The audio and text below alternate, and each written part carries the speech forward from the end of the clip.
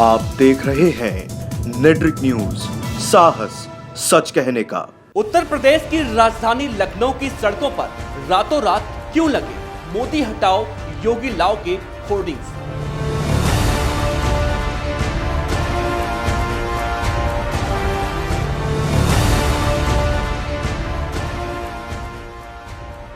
नमस्कार, मैं हूं देवनाथ पांडे और आप देख रहे हैं नेट्रिक न्यूज। अभी आपने जो पोस्टर देखा, ये पोस्टर लखनऊ शहर में देखा गया है, जिसमें साफ साफ लिखा हुआ दिखाई दे रहा है कि जुमलेबाजी का नाम नरेंद्र मोदी और हिंदुत्व का ब्रांड योगी। मतलब यहां पर देश के प्रधानमंत्री को जुमलेबाज कहा जा रहा है। 5 राज्यों में मिली करारी हार के गम से बीजेपी और प्रधानमंत्री नरेंद्र मोदी अभी उबर भी नहीं पाए थे कि इस पोस्टर ने बीजेपी की नींद उड़ा दी है। लखनऊ की सड़कों पर लोग रोज की तरह निकले तो जो नजारा दिखाई दिया वो काफी चौंकाने वाला था। इन पोस्टरों में एक तरफ प्रधानमंत्री नरेंद्र मोदी की तस्वीर दिखाई दे रही है तो दूसरी तरफ उत्तर प्रदेश के मुख्यमंत्री योगी आदित्यनाथ की तस्वीर।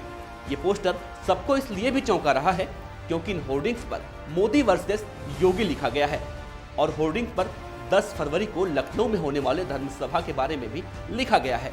आनंद फानन में इसकी जानकारी पुलिस को दी गई और मामले की शिकायत भी की गई तो पुलिस हरकत में आई और जांच की गई तो इस पोस्टर को भड़काऊ पाया गया। पुलिस ने जांच के दौरान पाया कि ये पोस्टर उत्तर प्रदेश के नवनिर्माण सेना की तरफ से लगाया गया है। पोस्टर लगाने वाला कोई और नहीं बल्कि कभी शिवपाल यादव का करीबी रहा अमित जॉनी है।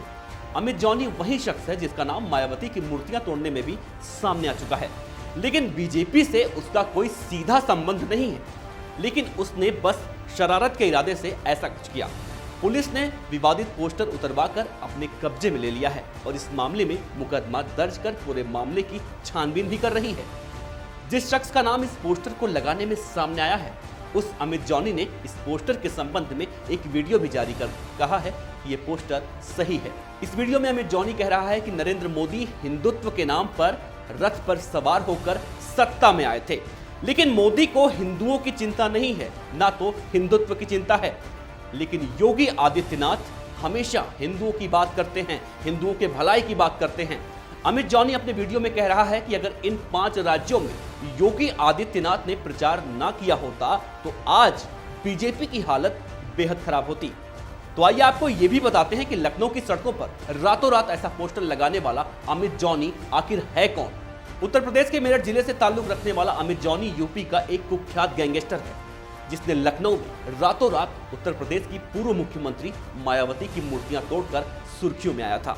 अमित जॉनी अपने आप को समाजवादी पार्टी का करीबी भी बताता है और इस बार लोकसभा चुनाव के लिए यूपी के बागपत सीट से टिकट के लिए अप्लाई भी कर चुका है। अमित के खिलाफ यूपी और उत्तराखंड के कई थानों में करीब आधा दर्जन से ज्यादा मामले दर्ज हैं और कई मामलों में तो इसके सर पर इनाम भी रखा गया है। महाराष्ट्र में उत्तर भारतीय हमेशा मनसे यानी कि महाराष्ट्र नवनिर्माण सेना के हमलों के शिकार होते रहे हैं और इसी के मद्देनजर अमित जॉनी ने यूपी में उत्तर प्रदेश नवनिर्माण सेना का गठन किया था और इसीलिए शिव सैनिकों से उसकी दुश्मनी भी पुरानी है। अमित जॉनी का नाम कई संगीन अपराधों के मामलों में आया है। अमित जॉनी से पुलिस भी डरती है।